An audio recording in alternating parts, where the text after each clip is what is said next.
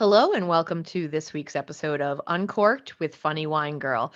This is Janine Luby, aka Funny Wine Girl.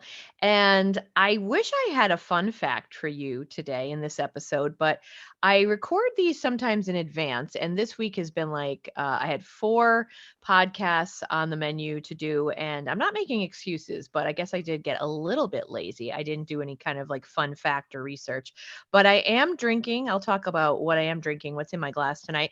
For those of you who go to YouTube, you can see the deliciousness of this Chardonnay. It is by Cupcake out of California. It is a butter-kissed Chardonnay.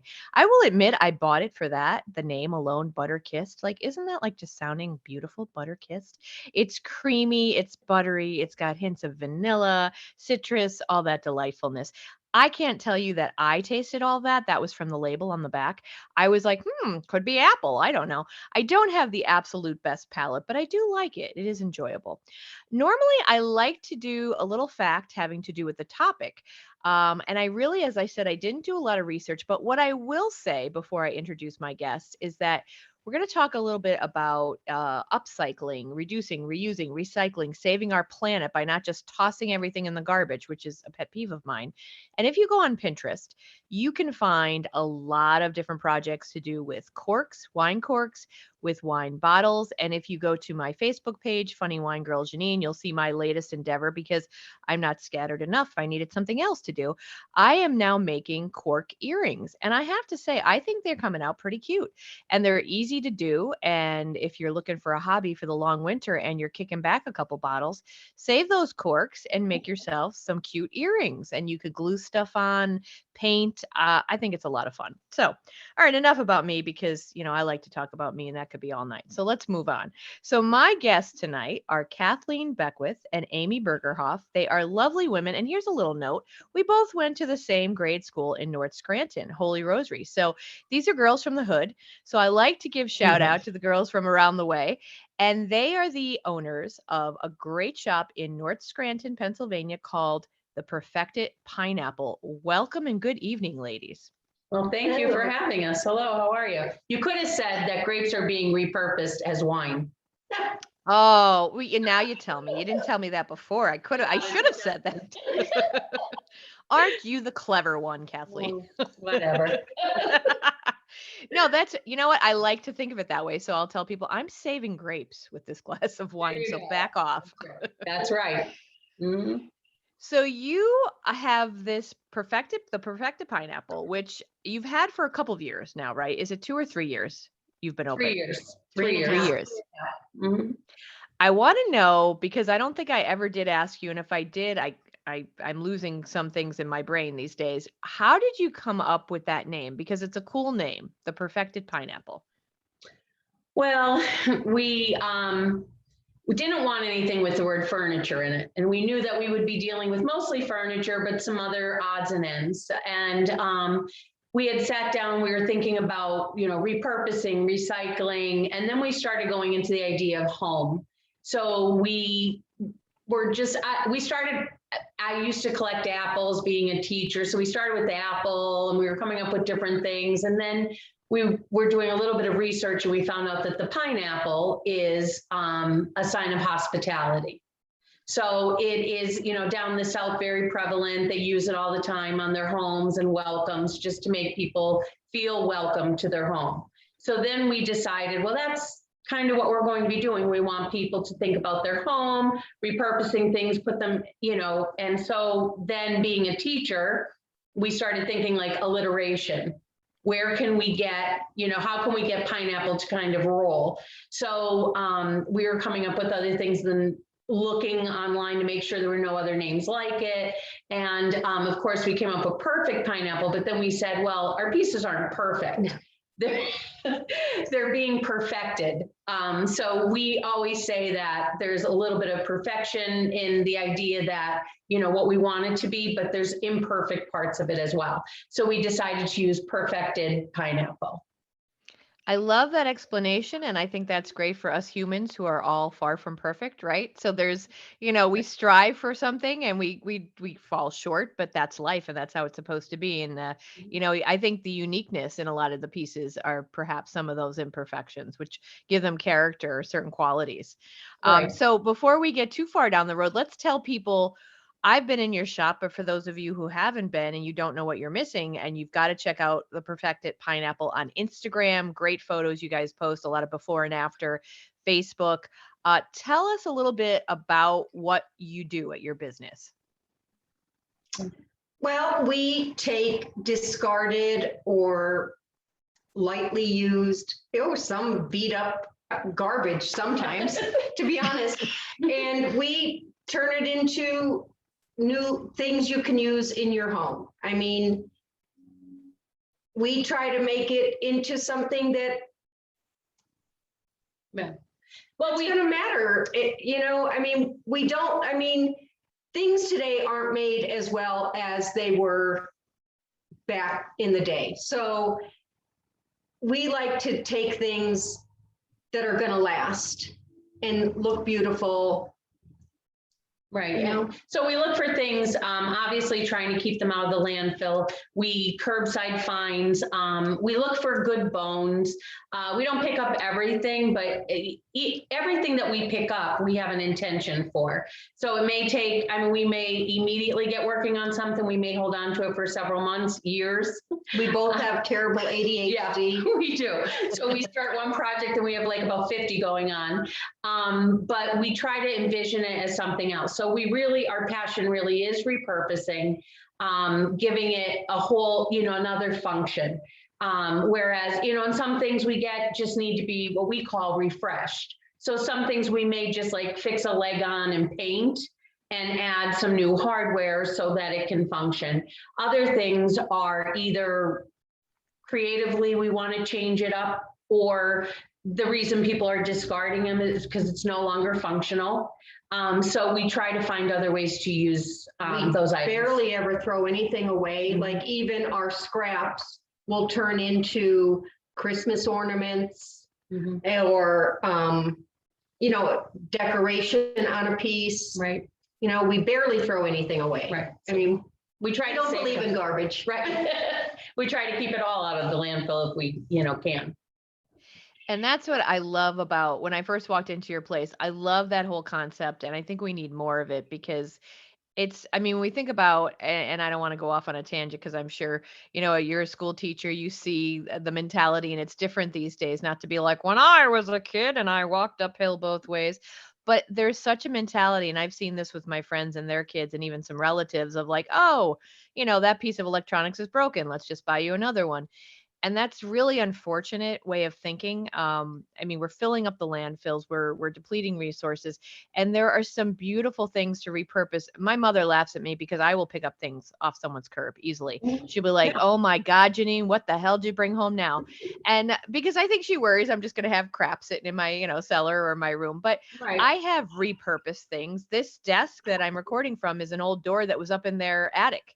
Right. And they laughed at me when I said I was going to do it, but here it is. I had a piece of glass made, and I love it. And it's big. Yeah, it's big. It's cumbersome. And I love that it still has the crystal doorknob on it. And I just love it. And to me, I like the nostalgia of old pieces. I love, like in my house, I have a bunch of old pieces. I just took down from my parents' attic my grandmother's old Singer sewing machine with the treadle. And, the top is a little worse for wear, but I'm going to use it as a TV stand, and I'm going to paint, refresh the drawers a different color, get different hardware.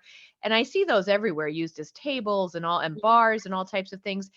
I love that there's a story that comes with these pieces. Do you find that when you're working on them that you could almost envision what it used to be and like the history that's in it? Yeah, and sometimes we get items from people who call us and say, we have some, if you want it, you can have it. And when we get those stories, it does add when we're telling people about the piece. If we find things, we found some things, like right now we're working on a little, what was it, an ice box? Like from the 1930s, I think it is. And somebody just put it out in the garbage. It's the cutest little piece. And like, you kind of start to think about, how can we use it a little differently, but more importantly, people used to use these things and how it served somebody else in their house and children and all those things. I think we talk about those stories that we're not really sure where the piece comes from or who used it, but you kind of start to think about that. And it is nostalgic, but more importantly, like Amy said, these things are made so much better than what we get today. And to just discard them because of the color and we do know most of our projects though, they're broken, they need to be fixed. So a lot of people can't do that. So, we do understand the reason why they're putting them out, but we've come across pieces, like we said, that really need to only be refreshed. So, taking it from your attic and just like you said, adding some color, different hardware, using it in a different way in your house is so much better than putting it out on the curb, to go in the garbage. So it's not like it's old. You're giving it a new life, and that's what's important here. So I think you're right. The appreciation of those things has kind of gone to the wayside. Now people will go and buy, a cheap piece of something that only lasts a couple of years, and then they'll be like, oh, we'll just go get another one, instead of really investing in either really good piece of furniture or something that you could purchase at our shop where it is has been fixed up and ready to go and serve in the house, in a new function. Mm-hmm. Do you have a favorite piece or project that you worked on that you were really especially proud of, or just like really thought was cool? Quite a few, actually. Quite a few. Like they get finished and then I love it already. I love it, before it's even painted or stained. Or we found an old TV that we didn't know it was a TV. Actually, we thought it was a cabinet, and then we opened it up and it was the whole TV was there with the knobs and everything, and with the glass was on it, everything. It was in perfect condition. The TV obviously didn't work. Could not be fixed. So we did remove the guts of it, but we kept the glass, we kept all the knobs, and we did turn it into a bar with lights and everything. We kept the speaker in there. So if you wanted to play music while you were having a party, and then we kept all the knobs on it, kept the glass, and you could get into it from the back. We kept the doors on it. So then when you had friends over, you opened it up and it was just like a party, like a 1940s or 50s TV.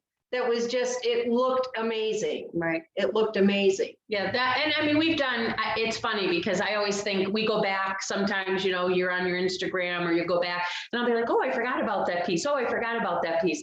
So we've had some really good ones that we've done. We did a couple things with doors. We've made some shelving with doors, and actually we've had people ask us to make more. So we've done here or there. The thing is, it's kind of like that balance between being unique and, not mass producing, but you kind of, when we find things, it's hard to replicate it again for somebody else because we never know what we're going to come across.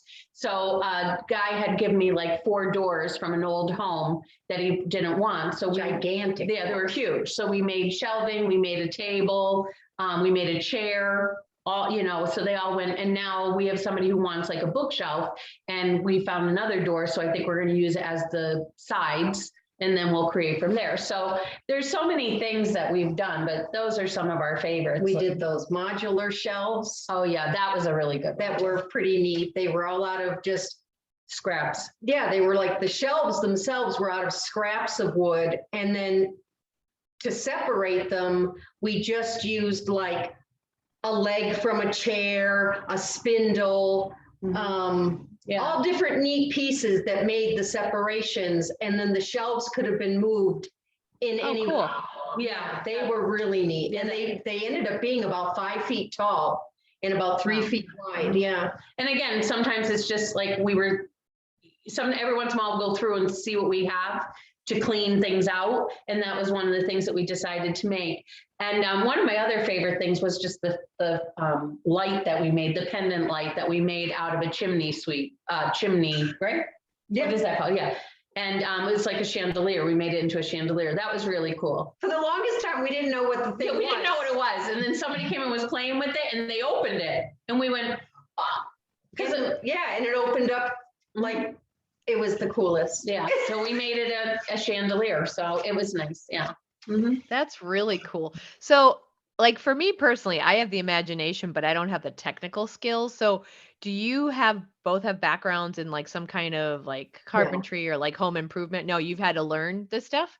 Yeah, Yes. and we have people, we have a guy who will help us once, like when we really get stuck on something, because there are certain things like making certain cuts or something, and usually he'll show us, teach us. Our brother helps us sometimes when we're really stuck on something to come up with a way to do it. But for the most part, And we just we practice. very rarely do welding, but we have a guy who will do that Yeah. for us. But we did weld a couple with him. You know, we don't do great, Right. but we're trying. But I to learn have different learned to things. use an angle iron, Mhm. and I've got, but as far as the other things, we've learned as we've gone. Mhm. You know, we started out, Pretty with nothing. Right, I mean, yeah. I mean- we bought tools. We bought tools and then we said, well, how do we use these? And that's kind of what we did. So, I mean, I think we've always been, we'd love to be sandblasters. yes, that we would like to learn how to do. Yeah. But, you know, we, you know, as far as painting and things like that, trial and error, just little by little learning different techniques that work. You know, she's mostly the sander, circular saw, things like that, because we're always afraid I'm going to take a finger off. But, you know, we have the Sawzall, we have everything. So we just kind of, you know, wing it. If that's a I word. like your adventurous spirit, though. That's good. So many people, I think, are just, and not to apply even just to business, but larger, broader terms, life. They're afraid to try things because they're afraid to fail. And I think that's probably one of the worst things. You have to have that ability to go, you know what? If it fails, then I'll figure it out. I'll maybe learn from it. And I love that Right. you're doing that. And I didn't ask, and I should ask. So clearly, you have other things to do. Kathleen, you're a teacher. Amy, I'm not sure if are you a teacher as well? No, you're not. I know Kathleen is. So what brought you to starting a business then, or this particular business? What prompted that? Well, that's a long story. I mean, honestly, my house, that's all it is. I've always lived on a budget, you know, fix things up. I'd make my husband, my son go out in the alley with me, pull things out, drag them down the street. And then, So she's forever painting, like all her rooms are smaller because she changes the colors, changes, and like her furniture the same, like because she changed the room color, the buffet had to be a different color and the china cabinet, you know.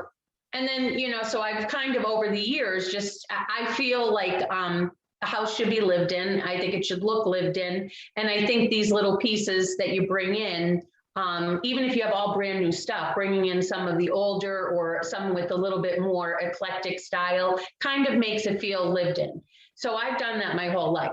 My daughter does that as well, but she moved down to Philadelphia, and she had kind of started a business. Well, she has several businesses. Right. She and her husband own many businesses. A moving business. Yeah, like moving company. And so they had a mattress business at one time, and she was doing like a secondhand store type thing. So then she and I started looking for pieces for her to bring down to Philly. So then when we get the pieces then from the side of the road or whatever, we'd realize they had to be fixed up. So then we're fixing them up and then we're transporting them to Philly. But every time we got down there, she didn't have a vision in her store. Mhm. So then we were making vignettes and doing all these, and she didn't appreciate it. And my house was turning into like a storage till we could get down to Philadelphia. So one day I said to her, why are we doing this for her? Like we should just, so that's what we did. So we started looking for a place and we decided to open up our shop, but it was basically because we started doing it for her. And then it was like, But for her, it was more or less, you know, little fixing a little bit here and painting a little bit. Here it's become, yeah, you know, major projects, Right. you know. Mhm. Yeah. And we've talked about this person, you know, when I've been in your shop. So you're in a neighborhood. You're not in, you know, the downtown of the city. You're in a Mhm. neighborhood. And sometimes it can be challenging getting people, because we want people to shop all over the city, not just Correct. downtown. Right. So that's one, I guess I would say, a challenge for some small businesses spread throughout the Mhm. city.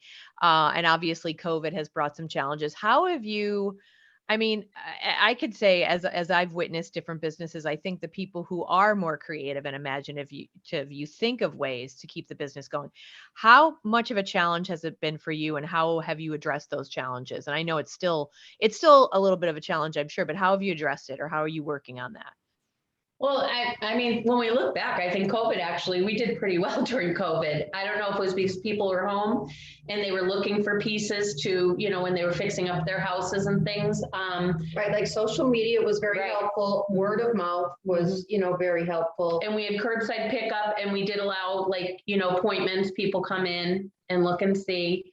One of the things that we're appreciative of as well in most small businesses, I'm sure, is word of mouth. So and returning customers. I mean, returning customers are just, really the backbone. So we've had, we were really busy this summer, not so much with our own projects, but we had a lot of custom and more refreshing. But I mean, we just had a guy come in the other day and asked us if we had anything in his closet, like for sweaters and things. And we just really honestly had gotten a discarded cedar chest with no lid. So we had put shelves in it, and we said it could go either way. Well, then when he saw it, he was like, oh, I could use that. So, I mean, sometimes, and we hadn't even put that on Instagram or anything yet, but because he is a returning customer, he's been in. So we find that some of our customers that we've had before are coming in looking for other pieces. So word of mouth, and just, I think that's helped us. We tried to reach out, we branched out a little bit to TikTok, couple little videos. We're trying. Neither one of us are TikTok savvy. Video savvy. Or video savvy. We're like idiots, really. 25 takes. But Facebook and Instagram does help. But I think just word of mouth. And like I said, I think most small businesses rely on that. Mm-hmm. Now, there's this whole, in the media now, you're hearing about the cargo ships aren't getting in, and this is out and that's out, and things are going to be either in short, a supply, or things are going to be super expensive. So a lot of people are saying, well, hey, shop local then, support local artists, because that's not sitting in the sea in the cargo ship or whatever. Right. Do you think that could actually help you guys this holiday season, that maybe people, and I'm not saying they turn to you because they should be looking at you to begin with, but maybe more local small businesses might be able to benefit from that? Yeah, I'm hoping. I mean, I think, this country, small businesses really are important. And I think during COVID, that was one of the problems, because we weren't necessarily essential, whereas the big box stores were. So I'm hoping that with the shortages there, I guess it would depend on what people are looking for. So I think we were just talking about, we haven't set our date yet for our holiday open house. Which is very typical for us. Yeah. So like we said, most people are going to be selling their Christmas stuff now. We'll be like December 10th, Like last week, we got our Halloween decorations up. Yeah. So, but we will be in costume on Halloween. True enough. We will have candy. True. Or treats anyway. Right, I don't know if it'll be candy. Yeah, we don't know what we'll have yet, because again, that'll be October 30th. Yeah. But anyway, so I think it probably depends on I think marketing is going to become important for that. I don't know if we're the best ones at that, only because a lot of our products are in progress or last minute, not last minute, I shouldn't say, but like our junk ornaments and things like that. So I think this year, if we can promote our things to be used, like you were saying, your cork things that you're making, I saw earrings and things like that, as a gift to give or tie around something, you know what I mean? I think we have to find ways to promote our junk ornaments or our holiday open house a little bit more this year, because I'm hoping people are going to be out with more small business. But unfortunately, in our business, without those little things, we have bulk items, and they don't always go around the holidays. So Okay. Ours is kind of a tricky, we always have a nice holiday open house, and we do sell a lot of, we've done signs in the past and things like that, but every year we try to be a little different. So it all depends on what we actually have in store, what people are looking for. So I really can't Right, and predict. even with our signs, we use real wood. Right. So it depends on how much wood we have. Mm-hmm. And and it's reclaimed lumber. It's not, like, Right. we don't go to Home Depot and Right. buy real, it's reclaimed things that Things we pull out of people's basements, shelving, old cabinets that are no longer able to be used, so we take them apart. A lot of nails we have to take out. A lot of boards with nails, but that's what, so we never know really, so, but I'm hoping shop local is a big thing this year. And I know every year we talk about it, as I know I do social media for Edwards Garden Center, and like, we put it out there, and think it's the first Saturday after Thanksgiving, but I just feel like I'm hoping really that this year it will make more of an impact, even so that people, instead of worrying about them getting their order into Walmart or Target or whatever those places are, think of the people down the street, or right up the road or whatever. Yeah, which would be helpful.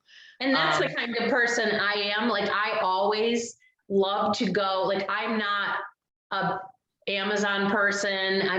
Once in a while something, but I like to see, I like to touch. I love the creativity. I always like we are Black Friday shoppers. Yeah, but we go out and we look, and we just, but we're not like in the lines, like we have to have that. Right. We just like the ambiance and watching people, like, we're laughers. Yeah, we like to entertain the people, sing in the line. Yes. We had a lady buy us a CD once. Because we sang every song on the CD while we were standing in line. So she chased us out of the store. I buy you that CD. Oh my gosh. But when, I do like, I know like some of the local ones around here that they have this, where they have crafters all come together and things. I just love to see the creativity, and I like to. Yeah, we buy the dog treats. Right, and touch and see, and you don't get that in, a lot of the places. So I think like when you get to shop local, you get to get a flip, an idea of everything, and, enjoy it that way. Yeah.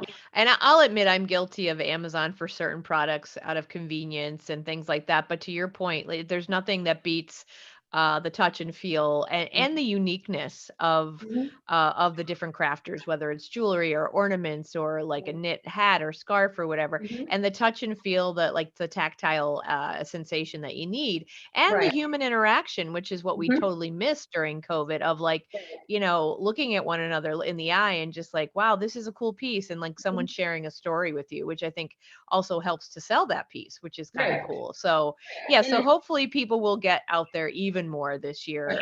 But it is something that we should be doing all the time. And to your point, Amy, I think you said, oh, you're not shopping for the thing that you have to have. That's another thing. And I won't get on my soapbox about that, but it's kind of like this age of consumerism where it's like, you got to have that Xbox or whatever the heck for the kids. It's like, why don't we say maybe you don't need, that particular piece of electronics, and maybe we can have more unique, smaller pieces or experiences or something where we're connecting with one another. But that's a nice idea anyway. Right. And I always try every holiday. We try to get something unique.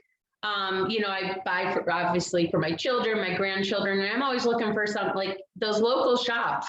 Finding those little pieces or those little neat things. Personal. Yeah, personal. Yeah. It shows that you took the time to think about them. And I think just that local flair is just something that can't be replicated. And I think even if everybody bought from one local shop holiday season, that would just help so many people. So even if you bought the Xbox, but you still gave a little trinket or something that somebody else made, a hat or a piece of jewelry or whatever, I think it's, like we should consider at least that, Yeah. And the thing about that, where, it's not just the touchy feely, but it helps the economy, right? You help keep a business afloat, and then they're going to help put more money back into the economy. And you're not going to be driving down the street seeing all these empty buildings, it adds to the beauty and the, just the hominess of a community too. Right. So there's so many benefits of it. So that's our spiel for support local. Please do get out there this year, and don't just do it in November, do it all damn year long, for crying out loud. So is there DIY? I don't know if it's as big, but it has become big over the past several years, right? Pinterest, I tell you what, like with the cork stuff, I'll get on there and then I'm like, wait, is it still Tuesday? What day is it? You can get lost in Pinterest and then, oh, maybe you'll like this screen. It's crazy. So are there any tips or any things that, I don't know, maybe people sometimes even ask you when you're in the store, any like general or broad tips that you could give or advice to people who are interested in maybe trying a product or excuse me, a project, something they could try at home? Well, I mean, with furniture, I mean, it's all about the preparation. So, you know, and you have to make sure that you are sanding, you are priming. I mean, when we do paint something, it is a multi-level process. So I think that's why a lot of people don't do it. But it isn't difficult. It's just that you have to have the time to do it and letting it cure, you know, depending on what kind of paint you use. We usually let our pieces cure for 30 days. So that they can be used without chipping and things like that. So, I mean, that would be the biggest tip I would say is just really, if you're going to do something, you really want to make sure that it's not going to be done in one night. It is going to take a little while, and it's all about the preparation, you know, when you're getting ready to do it. So when you're saying, just so I cure, like, so you're painting it, after painting it, like letting it sit and not using it for 30 days, is that what that means?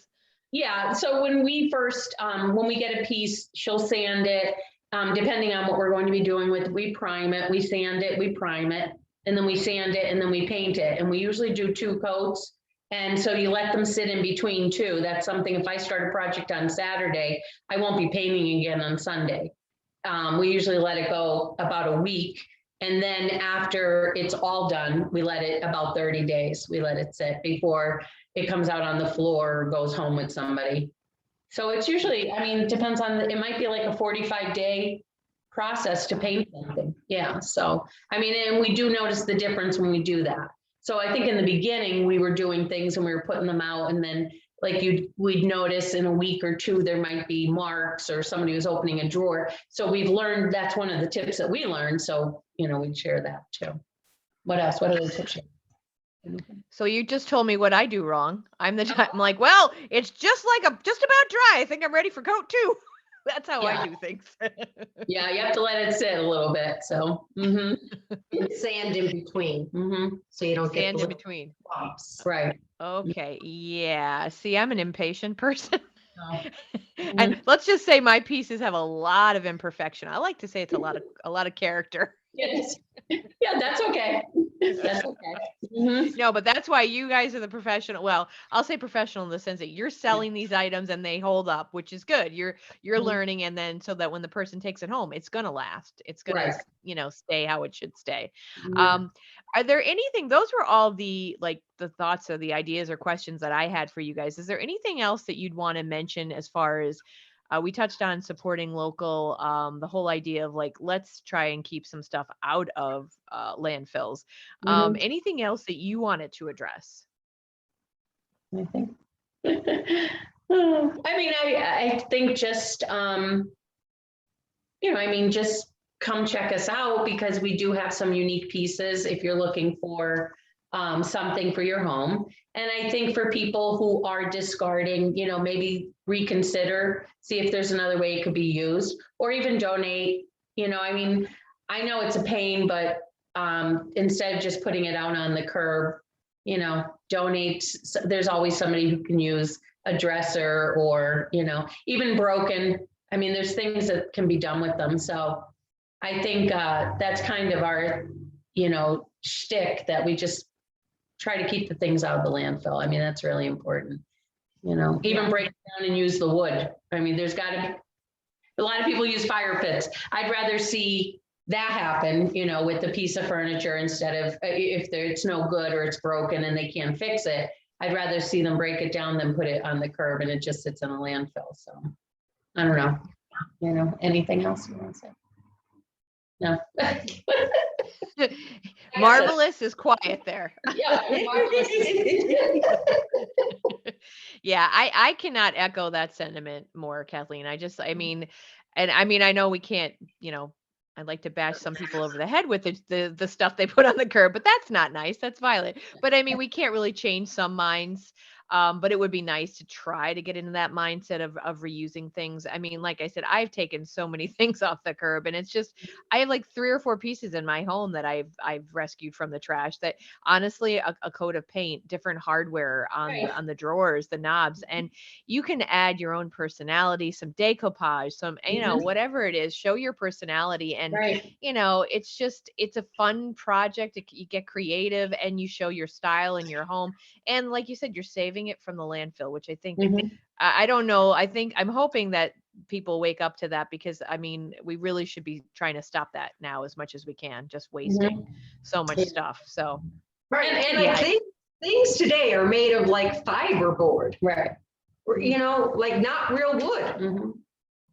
And not only that, but I think again, it adds into your uniqueness. Like you said, you can do whatever, who cares what other people think? If it fits in your home and you like it, that's all that matters. We tell people that all the time because they'll be like, oh, I don't know, I'll have to talk with my husband or whatever. And I'm Right, thinking, but then we have people come back and say, oh my God, it's such a conversation piece Right. when somebody comes over. so, that's the type of thing, like it's not, you're not going to find it in every, every store. So it's those little unique things that can add flavor to your home and just kind of show your personality. And even if it is something that you have, take a chance and try it. I mean, really, what's the worst that can happen? You have to take the paint off. I mean, it's really, and I mean, that's one of the things I do want to say, a little announcement here too. Some people complain that we paint furniture too. But we try to explain to them, this furniture is found on the side of the road, and people got rid of it because they didn't like, what it was, or, but we can show them that it could be something better. So it's better to paint it. And we're not painting anything that was like pristine. Right, we're not doing antiques. I mean, the things we're pulling off the side of the road, but I mean, we're painting. Right, they have gouges out of them. Right. They're all scratched up, even sanded down. But It needs to be covered in something. But I'd even like to see somebody use their grandmother's table, even if they have to paint it, because it's still better than getting rid of it just to get rid of it. So I always have that, when people say about painting things, I'm thinking, but wouldn't it be better to have it used? Plus, I'm holding on to my grandmother's. I mean, I have my grandparents' hutch that has been painted probably 50 colors. I'm painting it again right now. I just had to stand down, like, oh, I forgot it was green at one time. But the thing is, it's my grandparents, and I wouldn't want to get rid of it. So She has our grandmother's settee and armoire, and so those things. Now, have I painted all of them? No, but Right. I feel that my grandparents would be much happier to know that I'm still using it, and it's in my dining And room. they're really nice. And every day that I look at them, I think to myself, that's my grandparents. That's something I still remember going to their home and seeing it. Now it's in my home. And I just think, like, I would rather have it painted and have it something that works in my house than to just get rid of it because it didn't fit in with my style. So I think, people have to realize that it's not about necessarily ruining a piece. It's holding on to a piece and appreciating that piece every day.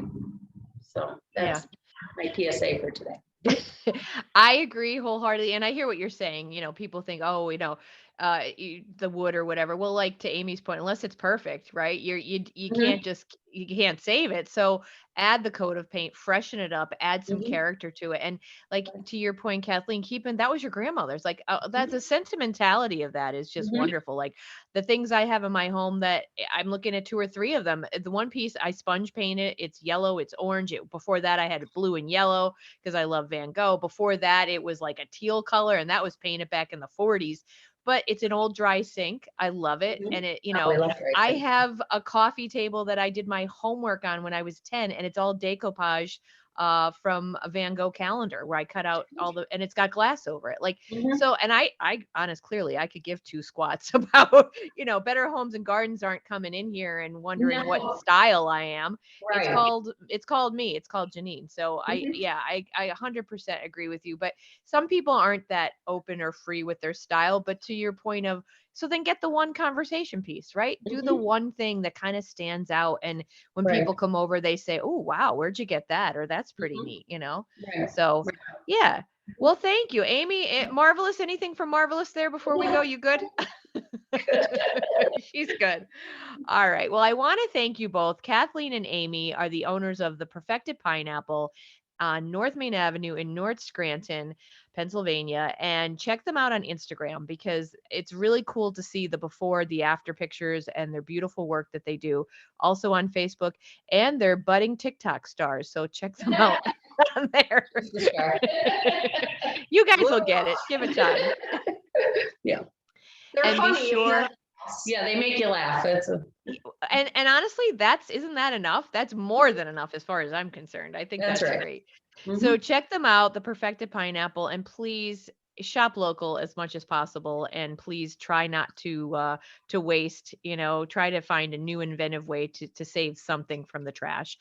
You've been listening to Janine Luby, Funny Wine Girl, and this has been Uncorked with Funny Wine Girl. I wish you well. Have a happy holiday shopping season. Uncork something great, and think of pineapples for hospitality. Have a great day.